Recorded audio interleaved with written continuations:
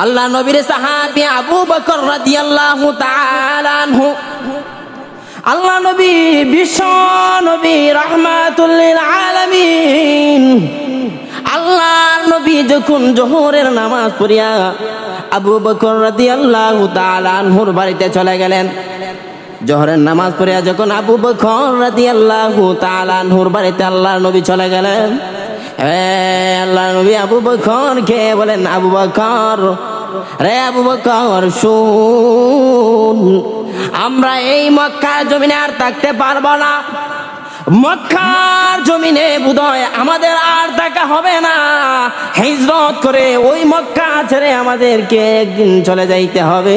আরে আবু বকর শুন, হয়তো তুমি আমার হিজরতের সাথী হইবা। আবু বকর রাদিয়াল্লাহু তাআলা আনহু বলেন, ইয়া রাসূলুল্লাহ, ইয়া হাবিবাল্লাহ, ওগো নবীজি, আমি তো চাই গো আমি আপনার সফর সঙ্গে হই, আপনার সাথে আমি হিজরত করি। আল্লাহ নবী বিশ্ব নবী রাহমাতুল লিল আলামিন মক্কার মুসলমানদেরকে জানা দেয়, আরে মক্কার মুসলমানেরা তোমরা শুনো, ভালো করে শুনো, আমাদের মনে হয় আর মক্কার জমিনে বেশি দিন থাকতে পারবো না, হিজরত করতে হবে। আল্লাহর নবী যখন আবু বকরকে ওই কথা বললেন, আবু বকর রাদিয়াল্লাহু তাআলা আনহু ওই দিন থেকে রাত্রি বেলা ঘরের দরজার মধ্যে দাঁড়িয়ে থাকতেন। কিতাবের মধ্যে আছে আবু বকর রাদিয়াল্লাহু তাআলা আনহু একদিন নয়, দুই দিন নয়, আবু বকর রাদিয়াল্লাহু তাআলা আনহু এক মাস নয়, দুই মাস নয়, প্রায় 6 মাস আবু বকর রাত্রি বেলা একদিনও তার পিঠ বিছানার মধ্যে লাগায় না। একদিন আল্লাহ নবী বিশ্ব নবী রাহমাতুল লিল আলামিন হিজরত করবেন এই উদ্দেশ্যে রওনা হয়ে গেল। এমনি আবু বকর রাদিয়াল্লাহু তাআলা আনহুর বাড়িতে গেলেন। এমনি আবু বকর রাদিয়াল্লাহু তাআলা আনহুর বাড়িতে গিয়ে যখন দরজার মধ্যে আঘাত করলেন, আসসালামু আলাইকুম, আসসালামু আলাইকুম, এই শব্দটা বলার সঙ্গে সঙ্গে আবু বকর রাদিয়াল্লাহু তাআলা আনহু মুহূর্তের মধ্যে দরজাটা খুলে দিলেন। বলেন সুবহানাল্লাহ। এবার আল্লাহর নবী বিশ্ব নবী রাহমাতুল লিল আলামিন বলেন, আরে আবু বকর, তুমি কি ঘুমাও নাই? তুমি কি ঘুমাও নাই? আমি তোমাকে সালামটা দেওয়ার সঙ্গে সঙ্গে দরজাটা খুলে ফেললা, তুমি কি ঘুমাও নাই? তুমি কি ঘুমাও নাই? এমনি আল্লাহ নবীর সাহাবী আবু বকর রাদিয়াল্লাহু তাআলা আনহু বলেন, ইয়া রাসূলুল্লাহ, ইয়া হাবিবাল্লাহ, ওগো নবীজি, না না না, আমি আপনি যেই দিন থেকে বলেছেন আমি হিজরত করব, ওই দিন থেকে আমি আবু বকর একদিন রাত্রি বেলায় আমার পেট বিছানার মধ্যে লাগাই না। কেমন মহব্বত ছিল সাহাবায়ে কেরামরা নবীজির প্রতি। আবু বকর রাদিয়াল্লাহু তাআলা আনহুকে নিয়ে যখন হিজরত করবেন, অনেক লম্বা কাহিনী।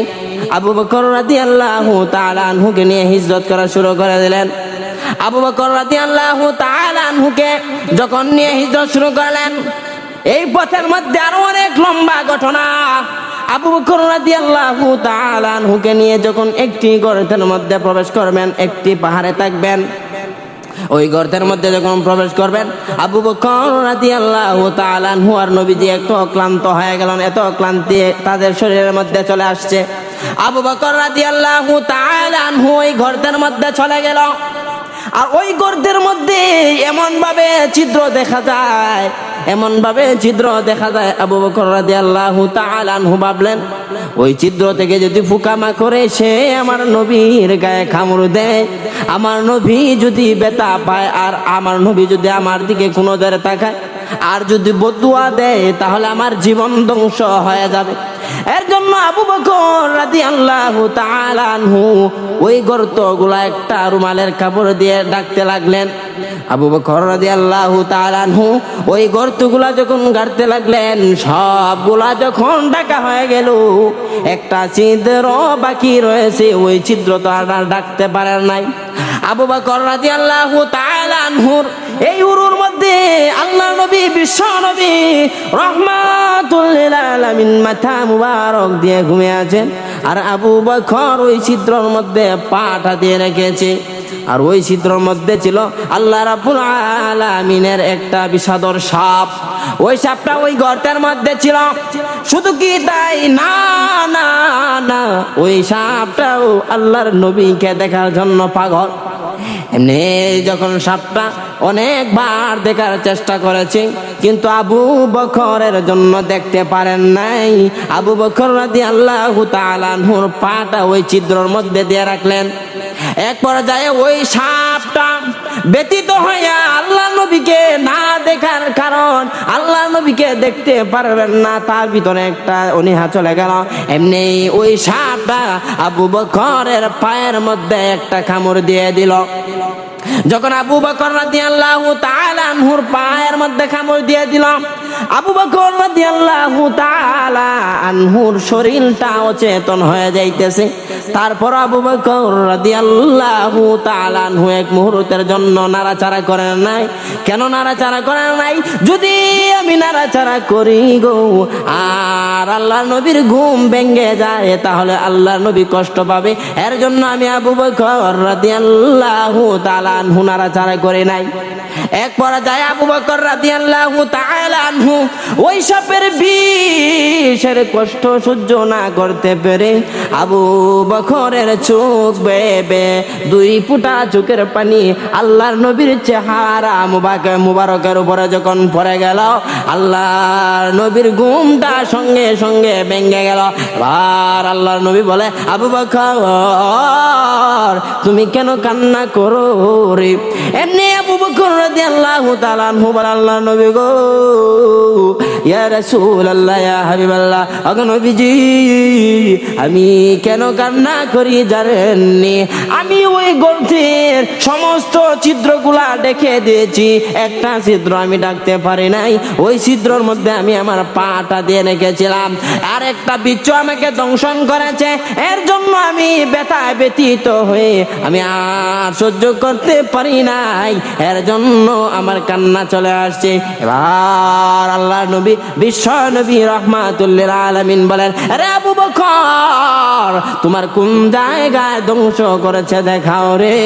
আল্লাহর নবীকে যখন আবু বকর রাদিয়াল্লাহু তাআলা আনহু দেখাইলেন তার পায়ের মধ্যে বিচ্ছু দংশন করেছে, আল্লাহর নবী সঙ্গে সঙ্গে তুতু মুবারক দিয়ে দিলেন। সঙ্গে সঙ্গে আবু বকরের ব্যথা জ্বালা যন্ত্রণা সব দূর হয়ে গেছে। এর জন্য আবু দুজানা তুই ওই জায়গা থেকে সরে দা, তোর জায়গায় আমাকে দে। এবার আল্লাহর নবীর সাহাবী আবু দুজানা ডাক দিয়ে বলে, ওগো নবীজির সাহাবী, না না না, আমি ওই জায়গা থেকে ততক্ষণ পর্যন্ত সরব না যতক্ষণ পর্যন্ত আমি আবু দুজানা আল্লাহর রাস্তায় শহীদ না হব।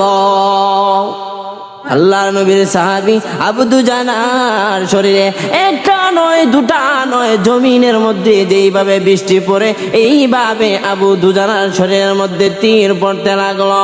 আল্লাহর নবীর সাহাবীরা আবু দুজানাকে বলে, আরে আবু দুজানা, ও আবু দুজানা তুমি ওই জায়গা থেকে সরে দাও, তোমার শরীরের মধ্যে তীরের জায়গা আর নাই। এমনি আল্লাহর নবীর সাহাবী আবু দুজানা ডাক দেয়া বলে, না না সর্বনা, আমি ততক্ষণ পর্যন্ত ওই জায়গা থেকে সর্বনা যতক্ষণ পর্যন্ত আমি আবু দুজানা নবীর মহব্বতে আল্লাহর রাস্তায় যতক্ষণ পর্যন্ত শহীদ না হব ততক্ষণ পর্যন্ত আমি আবু দুজানা এই জায়গা থেকে সর্বনা। শুধু তাই নয়, আল্লাহ নবীর আরেকজন সাহাবী যার নাম হলো আবু তালহা, আবু তালহা আল্লাহর নবীর আরেকজন সাহাবী, আল্লাহর নবীর সাহাবী আবু তালহা আল্লাহর নবীকে বলতেছে, ইয়া রাসূলুল্লাহ, ইয়া হাবিবাল্লাহ, আল্লাহ নবী গো, ওগো নবীজি আমি আপনার পিছন দিক দিয়ে আছি। আবু তালহা আল্লাহ নবী বিশ্ব নবী রাহমাতুল লিল আলামিনকে পিছনটা দেওয়ায় তার সিনাটা আল্লাহ নবীর দিকে দিয়ে রেখেছেন, আর এই দিকে কাফের মুশরিক মুশরিকরা আল্লাহ নবীরকে যখন তীর নিক্ষেপ করতে লাগলেন, আল্লাহ নবীর সাহাবী আবু তালহা আল্লাহ নবীকে পিছনটা দেন নাই। কেন পিছনটা দেন নাই? কিতাবের মধ্যে আসছে আবু তালহা বলে, আমি যদি আল্লাহ নবীকে আমার পিছনটা দেই আর আল্লাহ নবী যদি নারাজ হয়ে যায় আর আমার জন্য আল্লাহ নবীর মন থেকে বদদুয়া চলে আসে, আমি আবু তালহা ধ্বংস হয়ে যাব। এর জন্য আমি আবু তালহা আল্লাহ নবীর দিকে পিছনটা দেই নাই, সিনাটা দিয়ে রেখেছি আর পিছনটা কাফের মুশরিককে দিয়ে রেখেছি। কাফের মুশরিকরা এমন ভাবে আল্লাহ নবীর সাহাবী আবু তালহার শরীরের মধ্যে তীর নিক্ষেপ করতে লাগলো। কিতাবের মধ্যে আসছে আবু তালহার শরীরে একটা নয়, দুটা নয়, 80 থেকে 99টি তীরের আঘাত আবু তালহার শরীরের মধ্যে লেগেছে। তারপরেও আবু তালহা এক মুহূর্তের জন্য আলেন নাই, এমনকি নবীজির শরীরে একটা তীরের আঘাত লাগার জন্য দেন না। কেমন ছিলেন আল্লাহর নবীর সাহাবায়ে কেরাম? শুধু কি তাই না, 7 বছরের একজন সাহাবী যার নাম হলো বশির, যার বাবার নাম হলো উকবা, বশির ইবনে উকবা। বশির এসে বলে, ইয়া রাসূলুল্লাহ, ইয়া হাবিবাল্লাহ, আল্লাহ নবী গো, আপনার সঙ্গে যে আমার বাবা যুদ্ধের মধ্যে গিয়েছিল, আমার বাবা এখনো আসলো না। আমার বাবার কি আন্তাজ বিবেক নাই? আমার বাবা কি জানেন না? আমার মা নাই, আমার ভাই নাই, আমার বোন নাই। কে আমাকে সন্ধ্যা হয়ে গেছে, কে আমাকে ঘরের মধ্যে নিবে? যখন বশির ইবনে উকবা আল্লাহ নবী বিশ্ব নবী রাহমাতুল লিল আলামিনকে ওই কথা বললেন, আল্লাহ নবী কোনো কথা বলেন না। এমনি বশির ইবনে উকবা বলে, ইয়া রাসূলুল্লাহ, ইয়া হাবিবাল্লাহ, আল্লাহ নবী গো, আপনি কেন আমার প্রশ্নের উত্তর দিতেছেন না? আমার বাবা কোথায়? আমার বাবা এখনো আসলো না। আবার আল্লাহ নবী বিশ্ব নবী রাহমাতুল লিল আলামিন তার চেহারাটা অন্যদিকে ঘুরিয়ে নিলেন। ডান দিকে যখন ঘুরিয়ে নিলেন, বশির ইবনে উকবা ডান দিয়ে বলে, ইয়া রাসূলুল্লাহ, ইয়া হাবিবাল্লাহ, আল্লাহ নবী গো, আমি যে আপনার এক প্রশ্ন করতেছি ওইগুলার কেন উত্তর দিতেছেন না? এমনি আল্লাহর নবীর চেহারাটা আবার বাম দিকে ঘুরিয়ে নিলেন। এমনি আল্লাহ নবীর সাহাবী আবার বাম দিকে গেলেন। বাম দিকে গিয়ে বলতেছে, ওগো নবীজি, আপনি কেন ওই কথার উত্তর দিতেছেন না? আমার বাবা কেন আসলো না? আপনার সঙ্গে যে যুদ্ধের মধ্যে গিয়েছিল, আমার বাবা দিয়ে কোনো আসলো না, আপনি দিয়ে চলে আসলেন। আমার বাবা কোথায়? আমার বাবার দিয়ে কোনো খোঁজ খবর পাইতেছে না। এমনি আল্লাহর নবী বিশ্ব নবী রাহমাতুল লিল আলামিন বশির ইবনে উকবাকে কি জবাব দিবে? নে আল্লাহ রাব্বুল আলামিন ইলহামের মাধ্যমে জানায়, ওগো নবীজি, আপনার সাহাবীকে আপনি একটা সমাধান দিয়ে দেন। এমনি আল্লাহ নবী বিশ্ব নবী রাহমাতুল লিল আলামিন এমনি বশির ইবনে উকবাকে বলে, আরে বশির ইবনে উকবা, আমি তোরে কেমনে বুঝাই রে? তোর বাবা দে আমার সঙ্গে যুদ্ধের ময়দানে গিয়ে জান্নাতে চলে গিয়েছে, ওই কথাটা আমি তোরে কেমনে বুঝাই রে বশির ইবনে উকবা? এমনি আল্লাহ নবী বলে, আরে বশির ইবনে উকবা, তোর বাবা যে আমার সঙ্গে যুদ্ধের ময়দানে গিয়েছিল, তোর বাবা শহীদ হয়ে সরাসরি জান্নাতে চলে গিয়েছে। এমনি বশির ইবনে উকবা বলে, ওগো নবীজি, আমার বাবার কি একটু চিন্তা করার বিষয় ছিল না? আমি বশিরকে কে এই সন্ধ্যাবেলা করে নিবে? আমার মা নাই, ভাই নাই, বোন নাই, একজনেই ছিল আমার বাবা, যার কাঁধে ধরে আমি রাত্রিবেলা ঘুমাইতাম। আমার বাবাতে যুদ্ধের ময়দানে গিয়ে শহীদ হয়েছে, এখন আমি কার গলা ধরে ঘুমাবো? হে আল্লাহর নবী বিশ্ব নবী রাহমাতুল লিল আলামিনের চক্ষু বেয়ে বেয়ে পানি পড়তেছে। আর আল্লাহ নবী বলে, আরে বশির ইবনে উকবা, তুই কান্দিস না, তুই কান্না করিস না, তোর কান্না আমি বরদাস্ত করতে পারি না।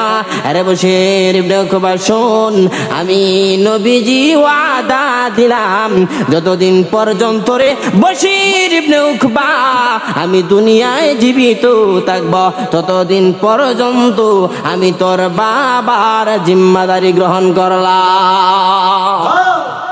কেমন মহব্বত সাহাবায়ে কেরাম! নবী করিম সাল্লাল্লাহু আলাইহি সাল্লামকে করতেন, আর নবী করিম সাল্লাল্লাহু আলাইহি সাল্লামও সাহাবায়ে কেরামদেরকে মহব্বত করতেন। কেমন মহব্বত করতেন আরেকটা উদাহরণ দিলে বুঝতে পারবেন। আল্লাহ নবীর সাহাবী আবু বকর রাদিয়াল্লাহু তাআলা আনহু, আল্লাহ নবী বিশ্ব নবী রাহমাতুল লিল আলামিন, আল্লাহর নবী যখন জোহরের নামাজ পড়িয়া আবু বকর রাদিয়াল্লাহু তাআলা আনহুর বাড়িতে চলে গেলেন।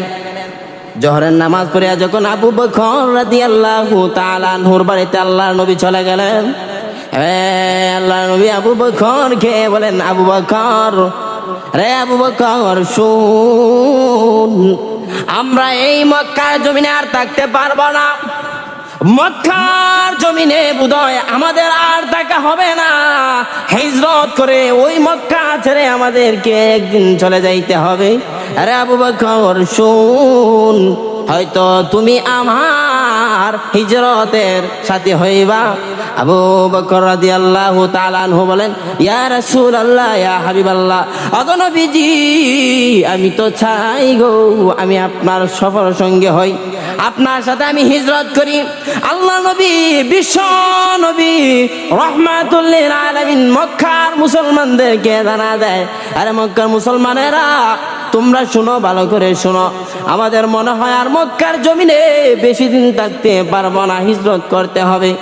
আল্লাহর নবী যখন আবু বকরকে ওই কথা বললেন, আবু বকর রাদিয়াল্লাহু তাআলা আনহু ওই দিন থেকে রাত্রি বেলা ঘরের দরজার মধ্যে দাঁড়িয়ে থাকতেন। কিতাবের মধ্যে আছে আবু বকর রাদিয়াল্লাহু তাআলা আনহু একদিন নয়, দুই দিন নয়, আবু বকর রাদিয়াল্লাহু তাআলা আনহু এক মাস নয়, দুই মাস নয়, প্রায় 6 মাস আবু বকর রাত্রি বেলা একদিনও তার পিঠ বিছানার মধ্যে লাগায় না। একদিন আল্লাহ নবী বিশ্ব নবী রাহমাতুল লিল আলামিন হিজরত করবেন এই উদ্দেশ্যে রওনা হয়ে গেল। এমনি আবু বকর রাদিয়াল্লাহু তাআলা আনহুর বাড়িতে গেলেন। এমনি আবু বকর রাদিয়াল্লাহু তাআলা আনহুর বাড়িতে গিয়ে যখন দরজার মধ্যে আঘাত করলেন, আসসালামু আলাইকুম, আসসালামু আলাইকুম, এই শব্দটা বলার সঙ্গে সঙ্গে আবু বকর রাদিয়াল্লাহু তাআলা আনহু মুহূর্তের মধ্যেই দরজাটা খুলে দিলেন। বলেন সুবহানাল্লাহ। এবার আল্লাহর নবী বিশ্ব নবী রাহমাতুল লিল আলামিন বলেন, আরে আবু বকর, তুমি কি ঘুমাও নাই? তুমি কি ঘুমাও নাই? আমি তোমাকে সালামটা দেওয়ার সঙ্গে সঙ্গে দরজাটা খুলে ফেললা, তুমি কি ঘুমাও নাই? তুমি কি ঘুমাও নাই? এমনি আল্লাহ নবীর সাহাবী আবু বকর রাদিয়াল্লাহু তাআলা আনহু বলেন, ইয়া রাসূলুল্লাহ, ইয়া হাবিবাল্লাহ, ওগো নবীজি, না না না, আমি আপনি যেই দিন থেকে বলেছেন আমি হিজরত করব, ওই দিন থেকে আমি আবু বকর একদিন রাত্রি বেলায় আমার পেট বিছানার মধ্যে লাগাই না। কেমন মহব্বত ছিল সাহাবায়ে কেরামরা নবীজির প্রতি। আবু বকর রাদিয়াল্লাহু তাআলা আনহুকে নিয়ে যখন হিজরত করবেন, অনেক লম্বা কাহিনী। আবু বকর রাদিয়াল্লাহু তাআলা আনহুকে নিয়ে হিজরত করা শুরু করে দিলেন। আবু বকর রাদিয়াল্লাহু তাআলা আনহুকে যখন নিয়ে হিজরত শুরু করলেন, এই পথের মধ্যে আরো অনেক লম্বা ঘটনা। আবু বকর রাদিয়াল্লাহু তাআলা আনহুকে নিয়ে যখন একটি গর্তের মধ্যে প্রবেশ করবেন, একটি পাহাড়ে থাকবেন, ওই গর্তের মধ্যে যখন প্রবেশ করবেন, আবু বকর রাদিয়াল্লাহু তাআলা আনহু আর নবীজি একটু ক্লান্ত হয়ে গেলেন। এত ক্লান্তি তাদের শরীরের মধ্যে চলে আসছে। আবু বকর রাদিয়াল্লাহু তাআলা আনহু ওই গর্তের মধ্যে চলে গেল। আর ওই গর্তের মধ্যে এমন ভাবে ছিদ্র দেখা যায়, এমন ভাবে ছিদ্র দেখা যায়, আবু বকর রাদিয়াল্লাহু তাআলা আনহু ভাবলেন, ওই ছিদ্র থেকে যদি ফুকামা করে সে আমার নবীর গায়ে কামড় দেয়, আমার নবী যদি ব্যথা পায়, আর আমার নবী যদি আমার দিকে কোনো নজরে তাকায়, আর যদি বদুয়া দেয়, তাহলে আমার জীবন ধ্বংস হয়ে যাবে। এর জন্য আবু বকর রাদিয়াল্লাহু তাআলা আনহু ওই গর্তগুলা একটা রুমালের কাপড় দিয়ে ঢাকতে লাগলেন।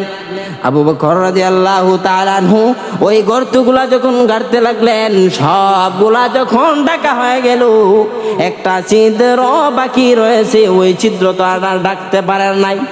আবু বকর রাদিয়াল্লাহু তাআলা আনহুর এই উরুর মধ্যে আল্লাহ নবী, বিশ্ব নবী রাহমাতুল লিল আলামিন মাথা মুবারক দিয়ে ঘুমিয়ে আছেন, আর আবু বকর ওই ছিদ্রের মধ্যে পাটা দিয়ে রেখেছে। আর ওই ছিদ্রের মধ্যে ছিল আল্লাহ রাব্বুল আলামিনের একটা বিষাদর সাপ। ওই সাপটা ওই গর্তের মধ্যে ছিল। শুধু কি তাই না, না না, ওই সাপটাও আল্লাহর নবীকে দেখার জন্য পাগল। এমনি যখন সাপটা অনেকবার দেখার চেষ্টা করেছে, কিন্তু আবু বকরের জন্য দেখতে পারেন নাই। আবু বকর রাদিয়াল্লাহু তাআলা আনহুর পাটা ওই ছিদ্রের মধ্যে দিয়ে রাখলেন।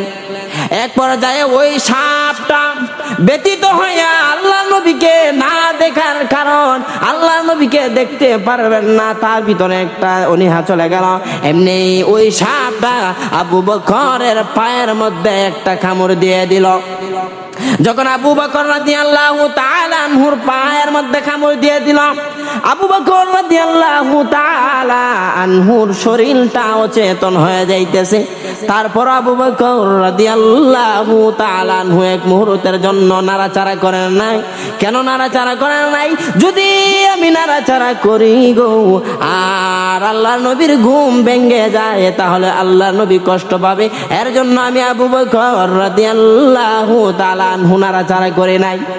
এক পর্যায়ে আবু বকর রাদিয়াল্লাহু তাআলা আনহু ওই সাপের বিষের কষ্ট সহ্য না করতে পেরে আবু বকরের চোখ বেয়ে দুই ফুটা চোখের পানি আল্লাহর নবীর চেহারা মুবারকের উপরে যখন পড়ে গেল, আল্লাহর নবীর ঘুমটা সঙ্গে সঙ্গে ভেঙে গেল। এবার আল্লাহর নবী বলে, আবু বকর তুমি কেন কান্না করো রে? এমনি আবু বকর রাদিয়াল্লাহু তাআলা আনহু বলে, আল্লাহ নবী গো, ইয়া রাসূলুল্লাহ, ইয়া হাবিবাল্লাহ, ওগো নবীজি, আমি কেন কান্না করি জানেননি? আমি ওই গর্তের সমস্ত ছিদ্রগুলা দেখে দিয়েছি, একটা ছিদ্র আমি ডাকতে পারি নাই। ওই ছিদ্রের মধ্যে আমি আমার পাটা দিয়ে রেখেছিলাম, আর একটা বিচ্ছু আমাকে দংশন করেছে। এর জন্য আমি ব্যথায় ব্যথিত হয়ে আমি আর সহ্য করতে পারি নাই, এর জন্য আমার কান্না চলে আসছে। এবার আল্লাহ নবী, বিশ্ব নবী রাহমাতুল লিল আলামিন বলেন, আরে আবু বকর তোমার কোন জায়গায় ধ্বংস করেছে দেখাও রে। আল্লাহর নবীকে যখন আবু বকর রাদিয়াল্লাহু তাআলা আনহু দেখাইলেন, তার পায়ের মধ্যে বিচ্ছু দংশন করেছে, আল্লাহর নবী সঙ্গে সঙ্গে তুতু মুবারক দিয়ে দিলেন। সঙ্গে সঙ্গে আবু বকরের ব্যথা জ্বালা যন্ত্রণা সব দূর হয়ে গেছে। এর জন্য আল্লাহর নবীর সাহাবায়ে কেরামরা আল্লাহর নবীকে এত ভালোবাসতেন, এত মহব্বত করতেন, তাদের জীবনের চাইতেও ভালোবাসতেন, তাদের প্রাণের চাইতে, মালের চাইতে, সব চাইতে আল্লাহর নবীকে ভালোবাসতেন। আল্লাহর নবীর একজন সাহাবী খলিফাতুল মুসলিমিন ওমর রাদিয়াল্লাহু তাআলা আনহু, খলিফাতুল মুসলিমিন ওমর রাদিয়াল্লাহু তাআলা আনহু, আল্লাহর নবী প্রশ্ন করতেছেন, আবু ওমর রে, ওমর তুমি কি আমাকে তোমার প্রাণের চাইতে ও মায়া করো, মহব্বত করো, ভালোবাসো? আর আল্লাহ নবীর সাহাবী খলিফাতুল মুসলিমিন ওমর রাদিয়াল্লাহু তাআলা আনহু বলতেছেন না। এমনি আল্লাহ নবী বলেন, আরে ওমর, না না না না, তাহলে তুমি পরিপূর্ণভাবে খাঁটি মুমিন হতে পারো নাই। এমনি আল্লাহ নবীর সাহাবী খলিফাতুল মুসলিমিন ওমর রাদিয়াল্লাহু তাআলা আনহু এত সম্মানী একজন সাহাবী, এত সম্মানী একজন সাহাবী, ইতিপূর্বে তার কোনো সম্মান ছিল না, তার কোনো ইজ্জত ছিল না। আল্লাহর নবীর সোহবত পাওয়ার কারণে, আল্লাহর নবীর কাছে কালিমা গ্রহণ করার কারণে এত সম্মান বেড়ে গিয়েছে, এত ইজ্জত বেড়ে গিয়েছে, এত সম্মানওয়ালা খলিফাতুল মুসলিমিন ওমর রাদিয়াল্লাহু তাআলা আনহু হয়ে গেলেন। এর আগে খলিফাতুল মুসলিমিন ওমর রাদিয়াল্লাহু তাআলা আনহু রাখালি করতেন, উট রাখালি করতেন। ওমর রাদিয়াল্লাহু তাআলা আনহুর বাবা খলিফাতুল মুসলিমিন ওমর রাদিয়াল্লাহু তাআলা আনহু কে বলতেন, বাবা ওমর রে, ও ওমর, তোমার কাছে যে উটগুলা রাখা হয়েছে এইগুলা প্রত্যেকদিন তুমি ঘরের মধ্যে রাখবা, আবার ঘর থেকে বাহির করে বন্ধের হাওরে নিয়ে যাইবা। তুমি গনে গনে তুমি এক একটা করে তুমি প্রবেশ করাইবা আর গুনবা কয়টা হয়। এমনি খলিফাতুল মুসলিমিন ওমর রাদিয়াল্লাহু তাআলা আনহু ওই উটগুলার হিসাবগুলা রাখতে পারতেন না। এমনি তার বাবা বলতো, ওমর রে, তোর সংসার, তোর ভবিষ্যৎ তুই কিভাবে চালাইবি তাকে নিয়ে চিন্তিত আসলেন, তাকে নিয়ে সব সময় চিন্তা করতেন। আর সেই খলিফাতুল মুসলিমিন ওমর রাদিয়াল্লাহু তাআলা আনহু এক পর্যায়ে এমন একজন শাসক হয়ে গেলেন, আল্লাহর নবী, বিশ্ব নবী রাহমাতুল লিল আলামিনের পরশ পাওয়ার কারণে তার সম্মান আর তার ইজ্জত এমন হয়েছে। আল্লাহর নবী বলেন, আমার পরে যদি আল্লাহ দুনিয়াতে কোনো নবী রাসূল পাঠাইতেন, আমার সাহাবী ওমরকে বানায়া পাঠাইতেন। বলেন সুবহানাল্লাহ। এর জন্য সাহাবায়ে কেরামরা নবী করিম সাল্লাল্লাহু আলাইহি সাল্লাম নবী করিম সাল্লাল্লাহু আলাইহি সাল্লামকে জানের চাইতে, প্রাণের চাইতে, ছেলে সন্তানের চাইতেও বেশি মহব্বত করতেন, ভালোবাসতেন। আর নবী করিম সাল্লাল্লাহু আলাইহি সাল্লামও সাহাবায়ে কেরামদেরকে অনেক ভালোবাসতেন, অনেক মহব্বত করতেন। এর জন্য সহবত লাগার কারণে মাটির মানুষগুলা পর্যন্ত সোনার মানুষে পরিণত হয়ে যায়। যেমন এই পৃথিবীর একটি ঘটনা, যার নাম আজ পৃথিবীর আনাসে কানাসে, যার নাম হচ্ছে মালিক ইবনে দিনার। মালিক ইবনে দিনার রহমতুল্লাহি আলাইহি, মালিক ইবনে দিনার রহমতুল্লাহি আলাইহি একটা নদী পার হইবেন। ওই নদীটা যখন পার হইবেন, ওই পারে দেখা যায় একটা নৌকা। মালিক ইবনে দিনার রহমতুল্লাহি আলাইহি ডাকলেন, ও মাঝি ভাই, আসো রে, আমাকে ওই পারে দিয়ে আসো। এমনি মাঝি ভাই এসে বলতেছেন, উঠেন, আপনাকে ওই পারে দিয়ে আসি। মালিক ইবনে দিনার রহমতুল্লাহি আলাইহি নিয়ে পার করে দিবেন। ওই সময় মালিক ইবনে দিনার রহমতুল্লাহি আলাইহির কাছে একটা পয়সাও ছিল না, একটা টাকাও ছিল না, একটা মুদ্রাও ছিল না। এমনি নৌকার মাঝি বলতেছে, একো ভাই, আপনি আপনার নৌকার ভাড়াটা দিয়ে দেন। এমনি মালিক ইবনে দিনার রহমতুল্লাহি আলাইহি বলেন, ও মাঝি ভাই, না না না, আমার কাছে সেই পরিমাণ টাকা নাই, আমার কাছে তো একটা পয়সাও নাই, কিভাবে দিব? এইদিকে সুরে শুনে না ধর্মের বয়ান। এমনি মাঝি মালিক ইবনে দিনার রহমতুল্লাহি আলাইহিকে এমনভাবে মুখের ভাষা খারাপ করে এমনভাবে কথা বলতে লাগলেন। মালিক ইবনে দিনার রহমতুল্লাহি আলাইহি কোনো কথা বলেন নাই, নবীজির শিক্ষা কাউকে গালিও দেন নাই, নবীজির শিক্ষা কারো সঙ্গে খারাপ ব্যবহার করেন নাই। মালিক ইবনে দিনার রহমতুল্লাহি আলাইহিকে এমন এক পর্যায়ে অপমানের শেষ পর্যায়ে যখন চলে যাইবেন, মালিক ইবনে দিনার রহমতুল্লাহি আলাইহি আর সহ্য করতে পারলেন না, তার কানেকশনটা শুরু করে দিলেন আল্লাহর সঙ্গে। এমনি আল্লাহ রাব্বুল আলামিনকে বলে, প্রভু গো, তোমার বান্দা মালিককে আর অপমানিত করবা না, আর লজ্জিত করবা না। আপনার বান্দা মালিককে ওই মাঝির ওই কটুর কথা থেকে হেফাজত করেন। বলেন সুবহানাল্লাহ। মালিক ইবনে দিনার যখন কানেকটা সরাসরি আল্লাহর সঙ্গে লাগিয়ে দিলেন, আল্লাহ রাব্বুল আলামিন ওই নদীর মাছকে বলে, আরে নদীর মাছ, যাও যাও যাও, আমার বান্দা মালিক ইবনে দিনারের কাছে তোমাদের মুখে মুখে, প্রত্যেকটা মাছের মুখে মুখে করে স্বর্ণের টাকা নিয়ে মাঝির কাছে হাজির হয়ে যাও। এক পর্যায়ে মালিক ইবনে দিনার রহমতুল্লাহি আলাইহি যখন ওই মাঝির সঙ্গে নৌকার মধ্যে বসা, যদি মালিক ইবনে দিনার রহমতুল্লাহি আলাইহি তাকে পয়সা না দেয়, মাঝিকে পয়সা না দেয়, তাহলে পার করে দিবে না। আল্লাহ রাব্বুল আলামিন চাইলে তো একটা মাছকে দিয়ে পাঠাইতে পারতেন, কিন্তু আল্লাহ রাব্বুল আলামিন একটা মাছের মধ্যে টাকা দিয়ে পাঠান নাই। ওই নদীর সমস্ত মাছকে বললেন, তোমরা টাকা নিয়ে চলে দাও। ওই মাছগুলা মালিক ইবনে দিনার রহমতুল্লাহি আলাইহির কাছে ওই মাছগুলা চলে আসলো। আসলো, ওই মাছগুলো লাফাইতে থাকলো। কার আগে? কে? মালিক ইবনে দিনার রহমতুল্লাহি আলাইহির কাছে টাকা দিবে। আর কার মা ওই কোন মাছটা মালিক ইবনে দিনারের হাতের স্পর্শ পাইবে।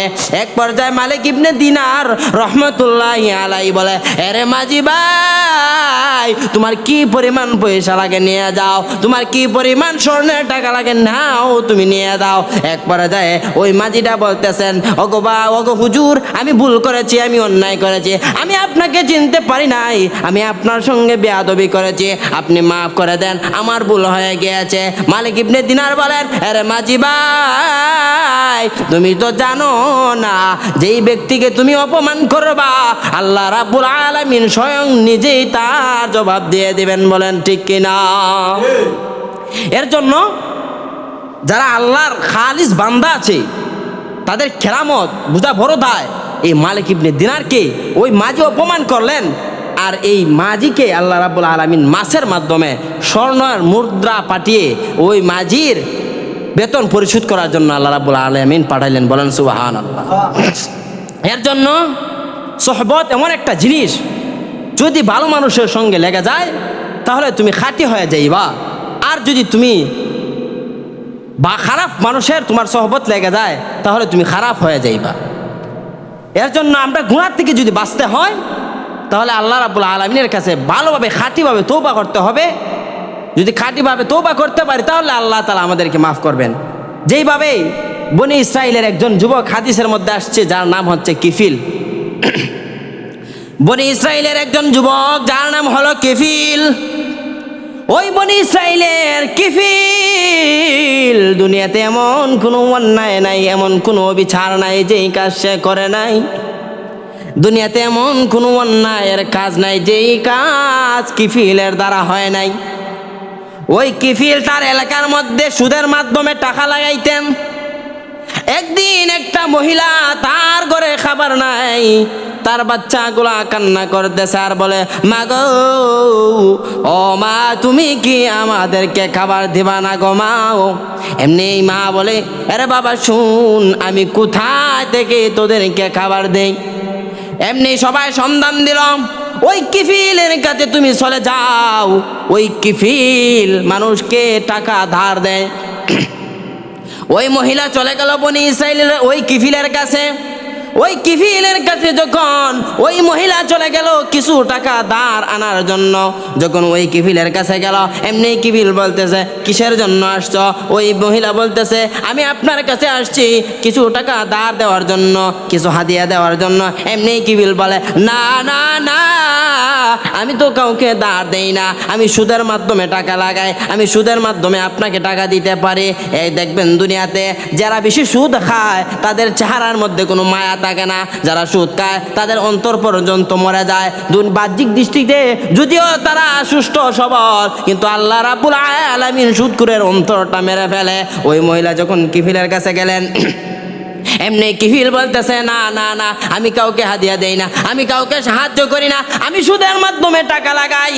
ওই মহিলা নিরুপায় হয়ে গেল। ওই মহিলার সন্তানদেরকে খাবার দিতে হবে। এই পৃথিবীর মধ্যে সবাই যদিও সহ্য করতে পারে, কিন্তু সন্তানের কষ্ট কোনো মা বাবা বরদাস্ত করতে পারে না। কথা বলেন ঠিক কিনা?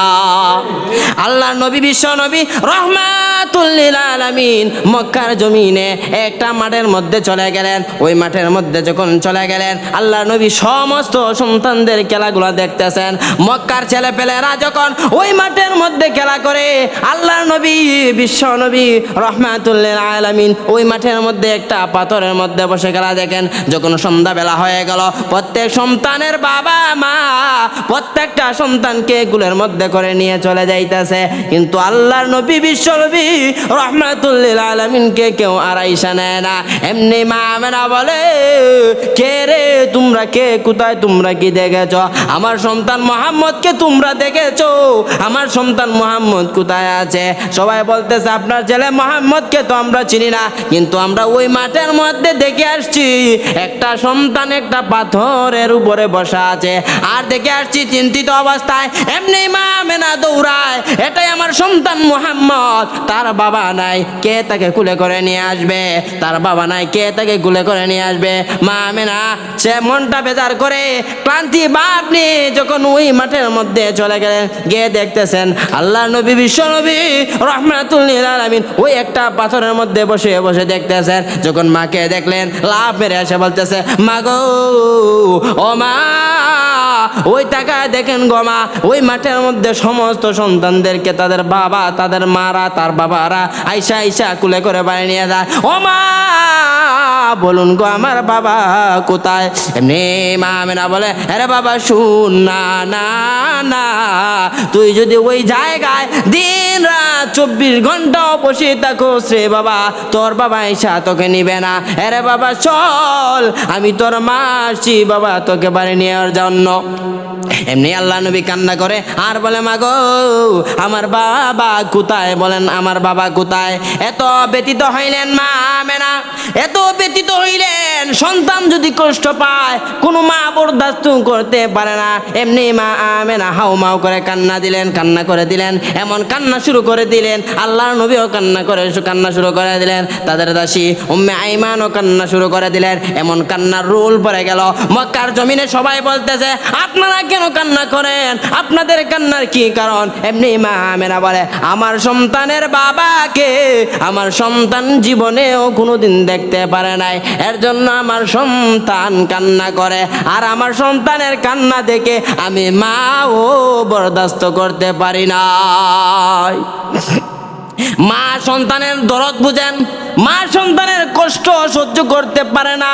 ওই কিফিলের কাছে ওই মা গিয়ে বলেন, আমাকে সাহায্য করেন। ওই কিফিল বলে, না না, আমি সাহায্য করি না, আমি সুদের মাধ্যমে টাকা লাগাই। ওই মহিলা নিরুপায় হয়ে গেল। ওই নিরুপায় হয়ে তার কাছ থেকে কিছু টাকা ধার নিয়ে আসলেন। যখন সময় হয়ে গেল, দেওয়ার সময় হয়ে গেল, ওই মহিলা তো আর দিতে পারে না। ওই মহিলা কিভাবে টাকা দিবে? তার স্বামী নাই, সে তো আর রুজি করতে পারে না। ওই মহিলা টাকা দিতে পারেন নাই। এমনি কিফিল খবর দিলেন, ওই মহিলাকে গিয়ে বলতেছেন, মহিলা গো, ও মহিলা, তোমার তো টাকা দেওয়ার সময় হয়ে গিয়েছে, এবার টাকাটা দিয়ে দেন। ওই মহিলা বলে, না না না, আমি কিভাবে আপনাকে টাকা দেব? আমার কাছে তো এই পরিমাণ টাকা নেই। কিফিল ওই মহিলাকে বলতেছে, আপনি যদি টাকা না দিতে পারেন গো, তাহলে অমুক তারিখে আমার বাড়িতে আপনি আসতে হবে। ওই মহিলা ওই অমুক তারিখে আবার চলে গেলেন। যখন চলে গেলেন, কিফিল ওই মহিলাকে খারাপ কাজের জন্য কুপ্রস্তাব দিলেন। ওই মহিলা নিরুপায় হয়ে গেলেন। এক পর্যায়ে কিফিল ওই মহিলার সঙ্গে জিনা করবেন। ওই মহিলার সঙ্গে যখন ওই কিফিল জিনা করবেন, ওই মহিলা হাউ মাউ করে কান্না করে দিলেন।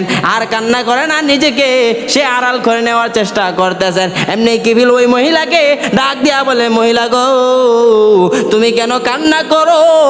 তুমি কেন কান্না করো? তুমি কেন নিজেকে আড়াল করতে চাও?